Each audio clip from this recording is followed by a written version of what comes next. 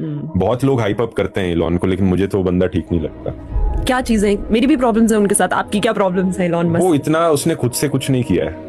He has, उसके पास पहले से पैसा था, उसने उसका इस्तेमाल करके कुछ कंपनीज में इन्वेस्ट किया, but I think he is not the talent behind Tesla और स्पेसएक्स और any of the things he has done. उसके एक पॉडकास्ट सुनोगे, जिस तरीके की बातें वो करता है उससे पता लग जाता है उसे कितनी नॉलेज है चीजों के बारे में, जो कि ज्यादा नहीं है। ध्रुव भैया का घमंड अब 7वें आसमान पर पहुंच चुका है। वो किसी को अपने सामने नहीं लागते। दुनिया के सबसे पावरफुल प्राइम मिनिस्टर में से एक को गधा बोल दिया और अब इस प्लेनेट के सबसे अमीर आदमी को भी बेकार कह दिया।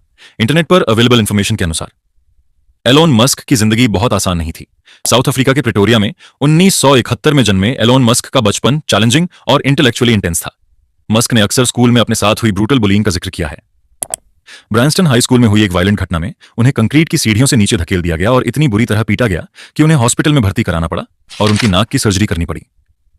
1980 में अपने पेरेंट्स के डिवोर्स के बाद मस्क ने अपने पिता के साथ रहने का फैसला किया, जिसे उन्होंने बाद में एक गलती बताया। उन्होंने अपने पिता को इमोशनली वायलेंट और एक भयानक इंसान बताया है।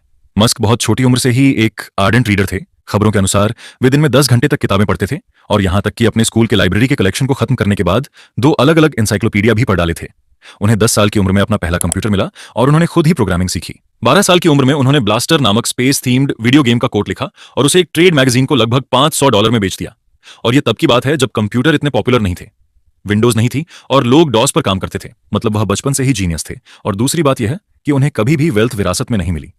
साउथ अफ्रीका में मैंडेटरी मिलिट्री सर्विस से बचने के लिए वे 17 साल की एज में कनाडा चले गए और क्वींस यूनिवर्सिटी में एडमिशन लिया।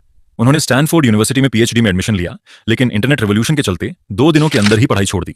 1995 में जब मस्क केवल 24 वर्ष के थे, तब उन्होंने और उनके भाई किम्बल ने मिलकर Zip2 की स्थापना की, जो न्यूज़पेपर के लिए एक ऑनलाइन सिटी गाइड था।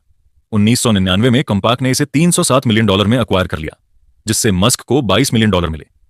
यह एक फैक्ट है कि उन्होंने टेस्ला की शुरुआत नहीं की, लेकिन उनकी कैलिबर को नकारा नहीं जा सकता। आज एलोन मस्क जो भी हैं, खुद के दम पर हैं। मस्क ने इस मुकाम पर पहुंचने के लिए दिन रात मेहनत की है। मजेदार पार्ट यह है कि जिस प्लेटफॉर्म में से एक ट्विटर ने ध्रुव भैया को इतना पॉपुलर बनाया, वो भी मस्क का ही है। इस छोटे से वीडियो से पता चलता है कि या तो ध्रुव इज नॉट वेल रिसर्च्ड, वे बहुत ज्यादा घमंडी हो गए हैं, या फिर उनकी आईक्यू ही कम है। जो भी है, हमें कमेंट्स करके जरूर बताएं।